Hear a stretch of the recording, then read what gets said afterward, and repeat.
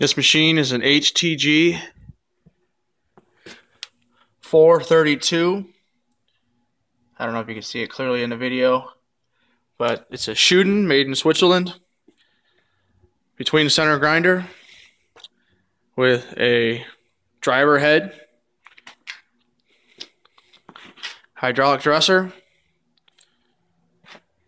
wheel, motor spindle, everything works, functions. Control panel and a Marpost measuring unit. We do not have the Marpost unit that's supposed to connect to the table. And of course, a coolant cleaning filtration system. We'll walk around to the back side.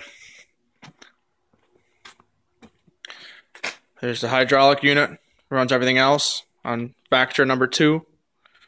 Connection cables, guards and covers that have been taken off to make sure everything's clean and clear. Also, there is an extra work head as well as a spindle body that will be available, and you can see it in the photos. Thank you.